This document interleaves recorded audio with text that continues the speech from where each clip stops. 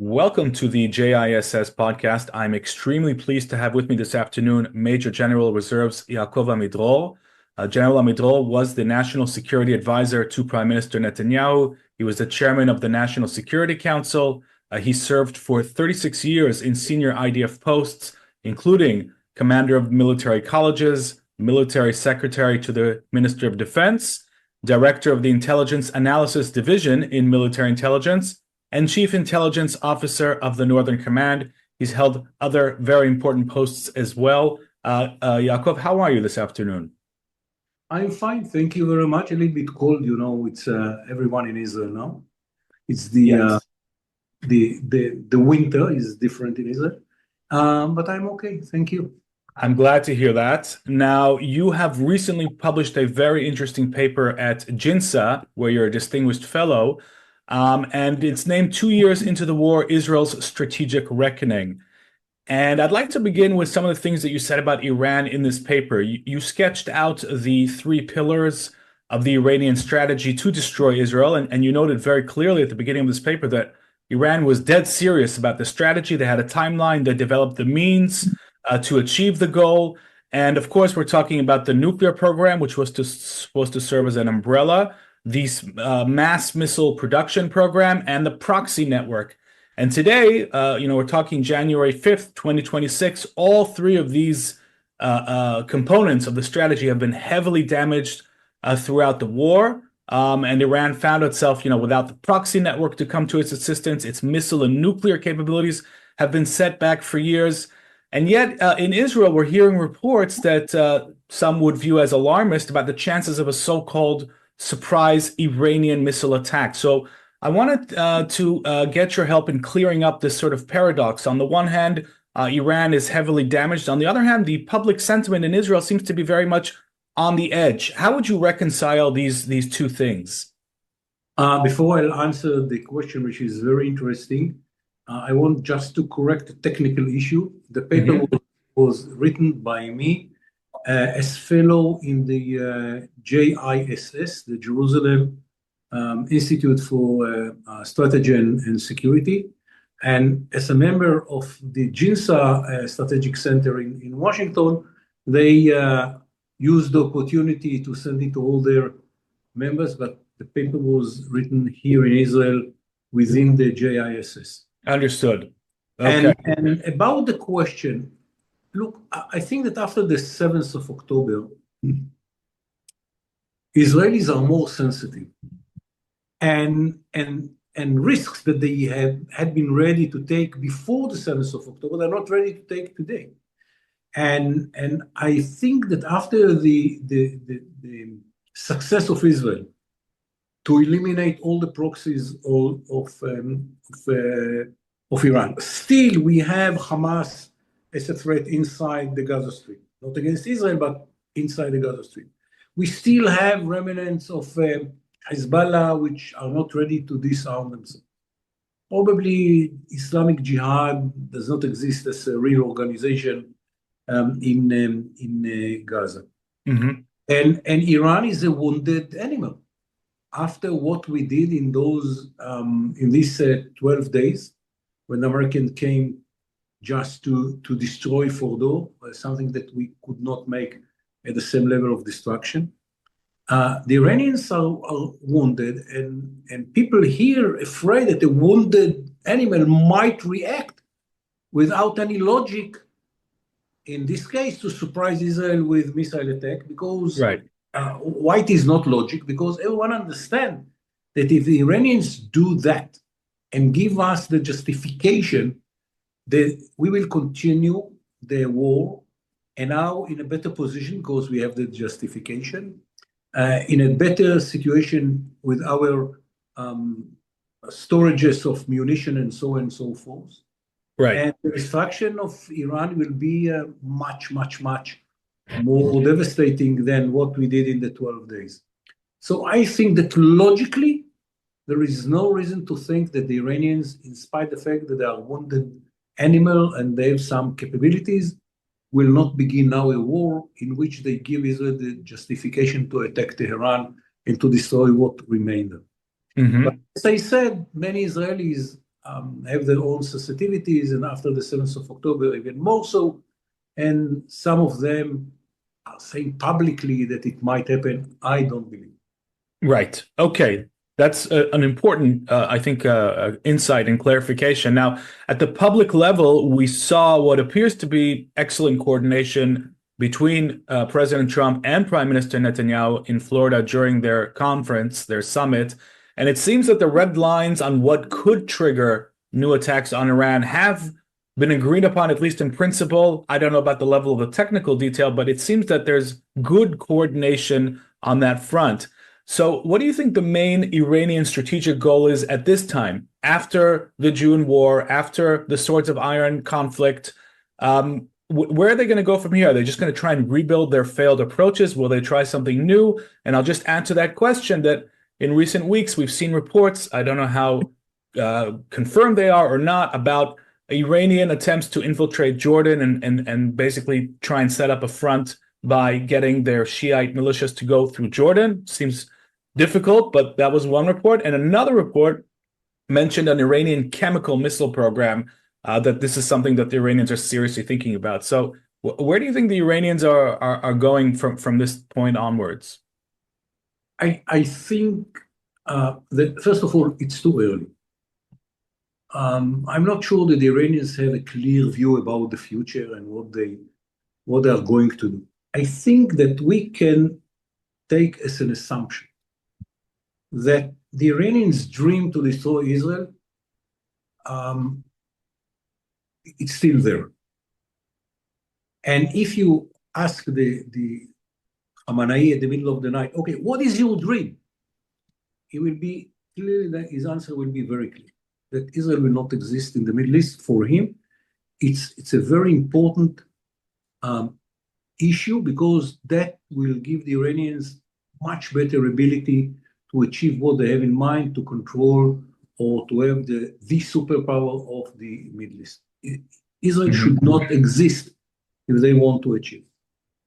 But there is another question, which is more practical. Okay, what you do? And I'm not sure that the Iranians have a clear answer to that.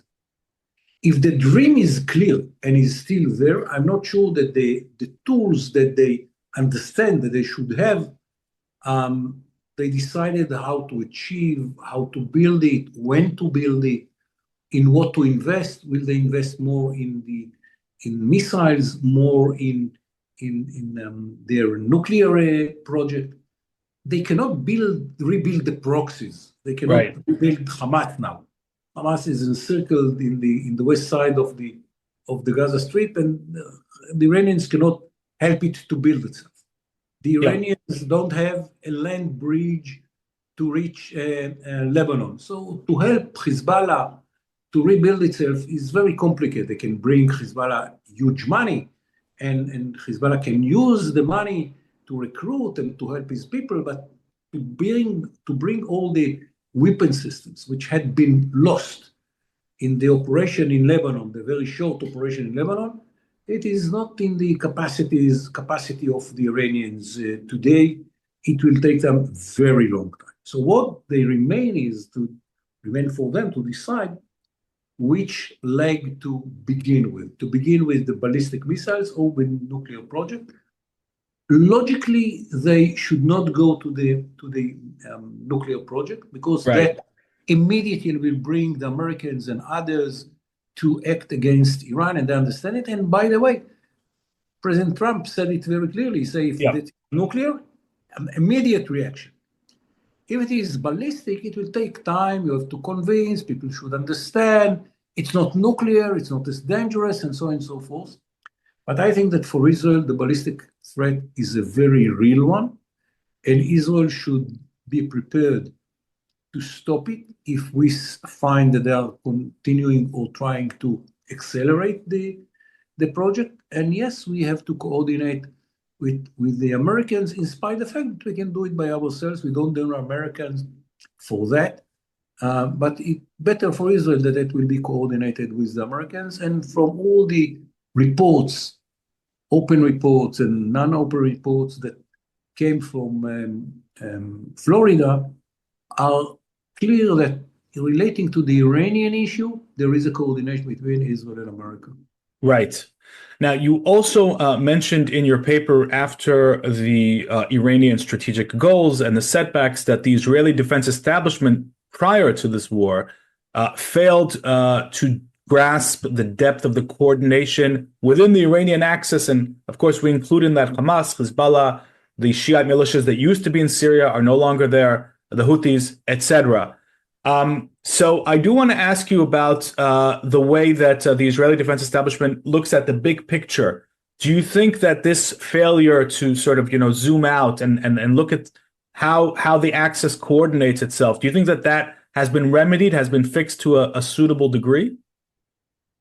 I think that now, because of the sensitivities after the 7th of October, the same pieces of information will lead to another assessment within the system.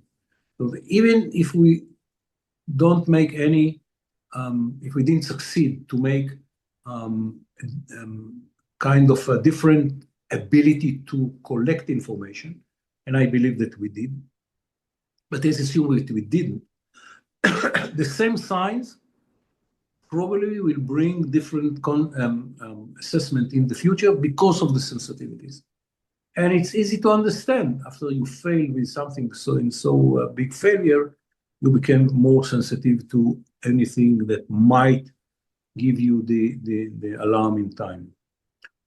Okay, so you are optimistic about the stinging failure causing a sort of steep learning curve, if I read you correctly, and you think that the intelligence community is not going to be falling down that sort of trap again of looking at things separately to an exaggerated extent. Is that correct?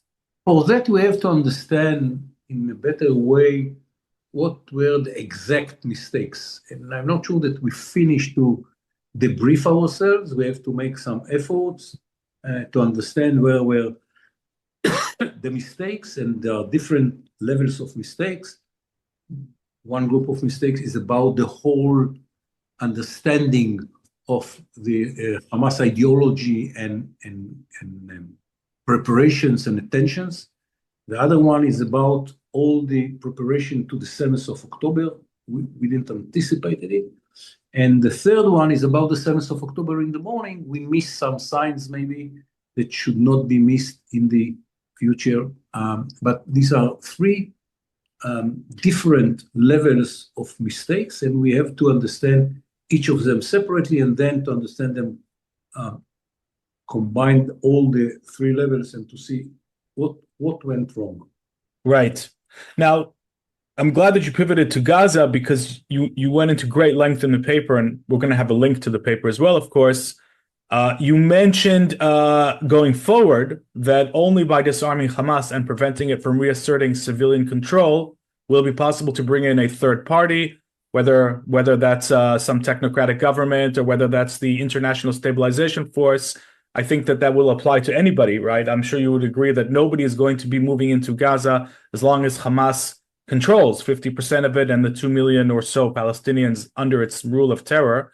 So I guess the question is, if we're going into this interim period where Hamas is surrounded by Israel and where Israel starts to build and do some reconstruction in the areas where it controls and not Hamas, how long do you think that kind of situation could drag on for? And at what stage will military action be needed in order to fulfill the Israeli war goals, which don't tolerate the existence of any territorial control by Hamas? And do you think American support here is as firm as it is in the Iranian arena? About the timetable that Israel can accept. After getting all the hostages but one Gvili, his body is still in the hands of Hamas in Gaza. But other than him, all the hostages are in Israel. And this is why Israel is not under any pressure to ransom. We can continue with this situation many long time, many months, and it's something that we know to live with. In the IDF, in Israel, there is no threat to the civilians in the Gaza envelope because the IDF is a buffer between Hezbollah, Hamas forces in Gaza city and the camps in the center of Gaza Strip and the Israeli citizens. So there is no any threat to the citizens of Israel. No hostages in their hands. We can continue very long time. The second question is, okay, what next? I believe that the what next is very much connected to what the Americans have in mind. And the Americans have in mind reconstruction of Gaza. For reconstruct Gaza, you have to get rid of Hamas in Gaza. That should be done prior to any real attempt to rebuild Gaza. Can it be done diplomatically? The Americans say that they can, and let them, give them the chance to do it. If they fail to do it, and it might happen, from the rumors which are coming out from Florida, probably the Americans will say to Israel, okay, we lost the ability to do it. We don't have the ability to fulfill our promise that Hamas will be disarmed. Do whatever is needed. And what is needed is a long war of the IDF inside Gaza, another 9 months, in which we will have to gain control on the area which is now under Hamas control, and then to clean it. And the cleaning will take 6 months. Okay. And do you think that that is something that has to happen? You said that there's no pressure. Hamas is surrounded. It's contained. But there's still a need to do this. My assumption, maybe other people have a different view, is that diplomacy stands zero chance of disarming Hamas. And my concern is that they will team up with their Qatari partners and perhaps the Turks as well to try and present a sort of phony disarmament, of the type that we see in Lebanon, where Fatah is giving up some, symbolic trucks with AK-47s and calling it disarmament. Are you confident that in the face of that kind of attempt to hold off on Israeli attack, that we will maintain the support of the Trump administration when the moment comes? And as you say, Washington will say, well, we tried and we failed. Are you confident that we'll have that clarity from Washington? This is kind of a dialogue that we should have in 2 levels in Washington. One is between the professionals, that at the end of the dialogue, we will be on the same page. It will be well understood in Washington what is the real situation of Hamas. And I believe, based on long experience, that had been done. We are doing it today. And that is the easy part. In spite of the fact that from time to time we can be in disagreement about some details. But we have a mechanism which we use for many years to share information with the Americans and vice versa. What the leaders of the president in this case, in America, decides to do with the information, it's unknown. From what is said, you can understand that if it is not going to be done by diplomacy, it will be done by the IDF. But he has to make a decision. Again, here we can make the whole war in Gaza without any help of the Americans. We have all the capabilities to do it by ourselves. But as in Iran, it will be much better to be coordinated. If that will be coordinated with the Americans, we should not surprise the Americans. We should not act against their willingness. But at the end of the day, it's our decision. Hamas is our problem, not the problem of the Americans. It's the problem of us and the problem of the Palestinians in Gaza Strip, which are suffering from this terror organization as the one which control their lives. But they cannot do anything from within Gaza Strip, and it is our destiny, if you can call it, I don't know how to call it. It's our obligation towards ourselves that Hamas will not survive the war. It's very bad for the future of the Middle East. If survive after the atrocities of the 7th of October, will survive. It's very bad message to the Middle East. We should prevent it, even if it will be a very long and tough war to do it. Right. We should not let Hamas to survive in Gaza after the war, and we didn't finish the war yet because Hamas is still in Gaza. Right. And it seems that Prime Minister Netanyahu is of exactly the same view. And I just wonder, when he has his meetings in Washington and navigates, the diplomatic arena, do you think that he is able to circumvent the influence of Qatar, of Turkey, who in my perception will be trying to do exactly the opposite, to apply influence to cause the United States to pressure us to not move in eventually and to let Hamas survive? Do you think in this diplomatic arena, Prime Minister Netanyahu has the upper hand? I hope. But what I think we should do, we have to give the Americans the time to implement the dream. You say that you can do it with the Turks, without the Turks. We will not let the Turks to come into Gaza.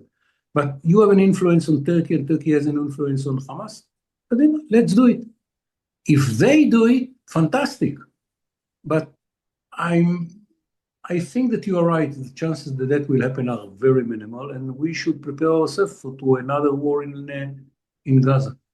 Right. Now, if that war goes ahead, are you concerned about the resurgence of, the demonization, the delegitimization? I call it an entire sort of battlefront, the information battle space, where unfortunately our adversaries have definitely had the upper hand here. Are you concerned that this will all resurge, even if it's limited to one front militarily and it's very manageable militarily, but in the information battle space, this could take us a step back? Do you think that so we need to prepare for that too, as a country, as a state, as a government? I'm very pessimistic about the ability of Israel to deal and to succeed to deal with the coalition of the far left and the jihadists in those countries. The combination is almost impossible to deal with. There are those who think that Israel is the source of the evil. Of course, we are strong and success, and they don't like Jews that are too successful. And the jihadists don't need any reason to destroy Israel and to try to harm Israel as much as possible. So this combination of both extreme sides of many societies in Europe and America and in other places, this combination is something that Israel cannot fight successfully. And at the end of the day, there are two alternatives. One, to do whatever we can to get the support and the justification and whatever, call it as you want, of these people around the world. And to have Hamas in Gaza, or not to have Hamas in Gaza because we succeeded to destroy it and having a better atmosphere in some countries. If I would have to make the decision, it's very clear. I prefer to be in a very bad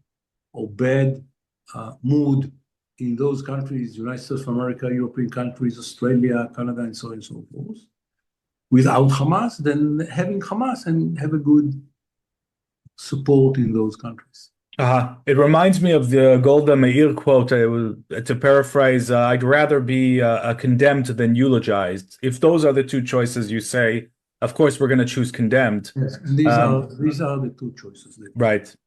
Okay, now, because we talked about Qatar, I do want to talk about the new Sunni Islamist axis that appears to be forming when we're talking about both Turkey and the al-Shara. I would call it an axis. I don't know if you would agree, but certainly something forming to the northeast.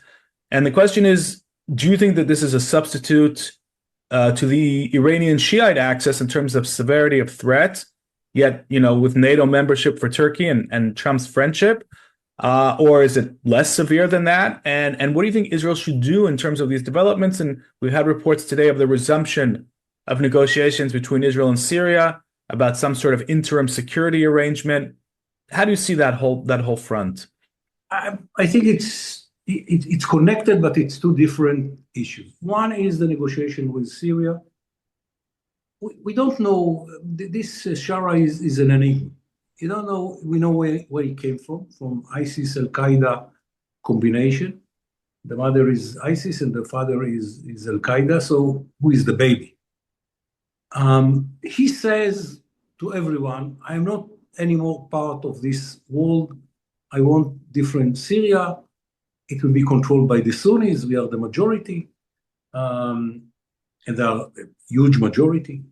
The Alawites, which control Syria, have been probably 12% of the population. So they are not 88, they are more than 80% of the population, and they have all the rights to all the justification to say, okay, now it's our time to govern our state. But I really don't know what he has in mind. And here I think we should take risk, but not too much. By having an agreement in which he guarantees that no one is going to emerge as a threat to Israel in the south, and Israel will evacuate the 10 kilometers that we took after the collapse of the Assad regime. We have to stay as long as possible in the peak of the Hermon, because this is a very strategic point. But other than that, I think it's a wise risk to take if we have an agreement with Syria. Why it is so important? It's not just Syria. Having an agreement with Syria will be a signal to the whole Arab world, and very strong one to Lebanon. The Americans, after we have an agreement with Syria, can come to the Lebanese and say, guys, you are the only one. Mm-hmm. You are the only one with which we have an agreement. There is a ceasefire, and it was agreed that you disarm Hamas, so please do it. And indirectly, an agreement with Syria will be very helpful inside Lebanon. And because of what we can gain in Syria and the Arab world, the signal to the Arab world, and the importance of the signal to the Lebanese, I think it's worth taking the risk, negotiating, and maybe having an agreement with the Syrians. That's a very interesting perspective. And I'm out of curiosity, how would you respond to those who say, look, we'd love to have an agreement with Syria, but look at even their internal security forces, not to mention their army, jihadist commanders, they're massacring the Druze, the Alawites, they're still fighting with the Kurds. Can we really afford to have these people on the southern border? How would you respond to those concerns, particularly, in the Golan Heights? We try to bring the Canadian to be our neighbors. They are not. So at the end of the day, you have to deal with the reality, not with dreams. These are the people which are there, and you have to make a decision if you want to have an agreement with them. And I think it's worth taking this risk. And look at the whole Middle East. It might help in other places, not just in Syria. About the massacring of minorities in Syria, at the end, it's not a question of jihadistic attitude. More than 50 years, the minorities led by the Alawites oppressed the Sunnis. And this is about revenge. It's not about jihad. And we are in the Middle East, and we have to understand the norms of the Middle East, the culture of the Middle East, and revenge is part of that. I understand. Very interesting take. And the final question about the external arenas is about Hezbollah. You mentioned in your paper. I have to add one remark. Sure. In spite of the fact that I understand what stands behind and what is pushing this regime to be very cruel towards the minorities, we have an obligation to the Druze. Right. And we should be very clear about it. We are not going to promote a Druze state going from Muhtara to Sweden.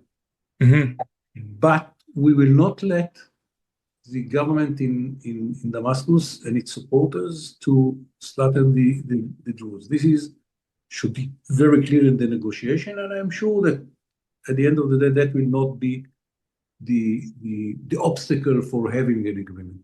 Right, that would be an Israeli red line, I assume, as well as the ban on heavy military equipment, what they call demilitarization of southern Syria. Yeah, exactly. if we look at Lebanon and we see in your paper, you said Hezbollah is fighting for its life at two levels. One, as a terrorist organization, and secondly, as for its status as the dominant armed militia in Lebanon. And you noted that it still possesses several thousand rockets, and it's trying to rebuild. And we know that, of course, because the Israeli Air Force is striking those rebuilding efforts on a daily basis. We also have limited ground IDF operations in southern Lebanon. So I guess the question really is, and this is something I hear a lot from readers and the public, can the status quo, the current status quo, daily strikes, Hezbollah is not responding, can this be sustained? Do you think this is a sustainable reality going forward, or is there going to have to be a larger military operation or some sort of diplomatic agreement? Yeah. We can continue with the same situation. There is no real threat to our citizens in the north, but I think it will be a mistake because there is an agreement. There is a ceasefire agreement in which the Lebanese took upon themselves the disarmament of Hezbollah. And we and the Americans should insist that that will be implemented. It's not because we cannot continue with the present situation, because there is an agreement that should be fulfilled. Of course, that will lead to our retreat from all the 5 points that we are holding today in Lebanon. But Hezbollah should be disarmed.